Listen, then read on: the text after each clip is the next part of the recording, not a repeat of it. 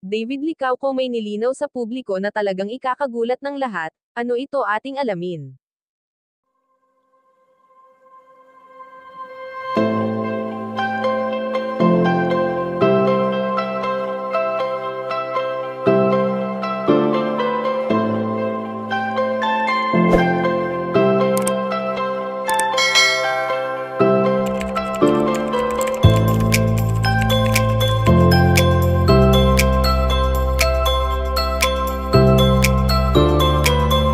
Mainit na pinag-uusapan nga ngayon sa mundo ng showbiz at social media ang tambalang kinakikiligan ng lahat na walang iba kundi ang barda na sina Barbie Forteza at David Licauco. Sa madalas na pagsasama ng dalawang magkatambal ay kitang-kita natin sa kanilang mga mata ang saya na kanilang nararamdaman sa tuwing sila ay magkasama.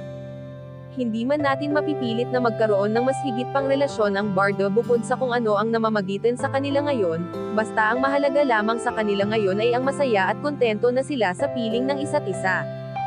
Sa kilig at tawa na ipinaparamdam sa atin nina David Licauco at Barbie Forteza, ay marami ang humihiling na sana ay maging masaya na rin sila sa totoong buhay kahit paman pareho na silang single at hindi na muling pumasok pa sa isang relasyon.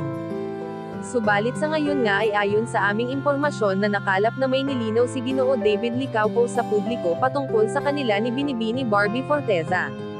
Aniya ng binata sa isang interview ay matapat nitong sinabi na, "Feeling ko kahit naman sino na nasa sitwasyon ko, kapag taken, hindi ka naman gagawa ng alam mo yun like medyo extra care diba?